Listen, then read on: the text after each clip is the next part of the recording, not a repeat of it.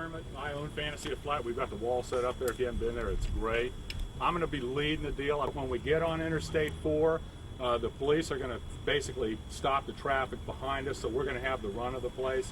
I would like to keep everybody in the right lane. Once we get on I-4, we're probably looking at 8 miles or something like that. The police is going to go ahead, stop the traffic when we get off the interstate. So I think if you just follow the pack, it's not going to be a big deal. Be careful.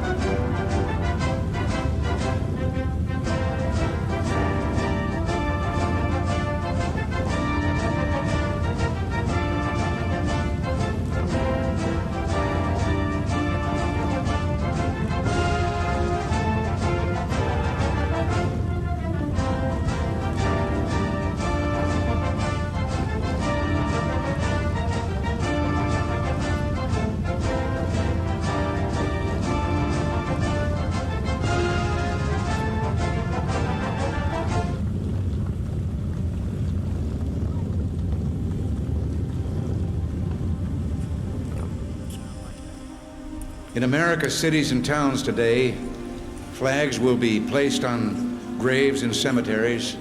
Public officials will speak of the sacrifice and the valor of those whose memory we honor. In 1863, when Abraham Lincoln dedicated a small cemetery in Pennsylvania, his remarks commemorating those who gave their last full measure of devotion were long remembered.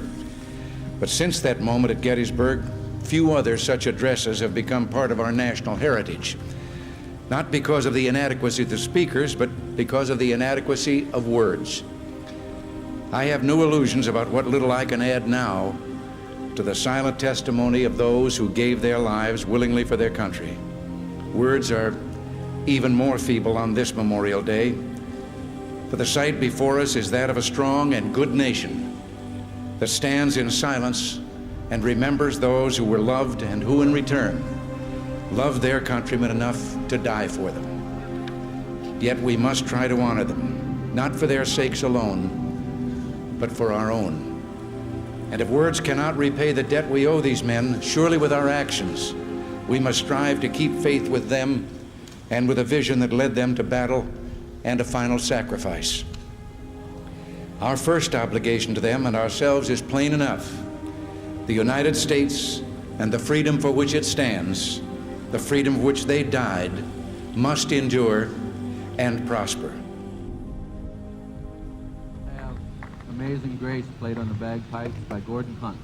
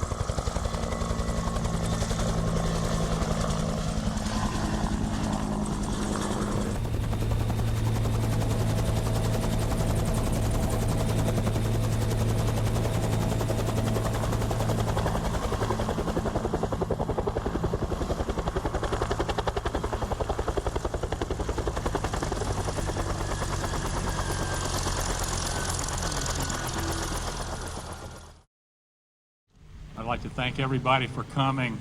I think it's very fitting this weekend that Fantasy of Flight had the opportunity and the honor to be able to have this great exhibit, this traveling memorial to the Vietnam veterans, people that were lost in the war, at Fantasy of Flight.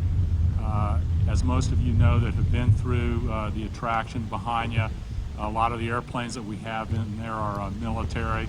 We flew the only flying B-26 left in the world today, dropping some ashes of some pilots that used to fly the B-26 in the war. A lot of what I've done behind you at Fantasy of Flight is to be able to share my passion and my love with flying with everybody else, and also in a large degree with the military airplanes. It's a tribute to the people that did give their lives and sacrificed their time to be able to stop some of the forces of evil in the past that have enabled me to grow up in a free society, to be able to do this. And in some way it's some of what I'm giving back with Fantasy of Flight. And I thank everybody for coming out, and especially the people that helped put on this memorial. It's a fitting tribute on a great weekend in remembrance of the people that have gone before us. Thank you very much.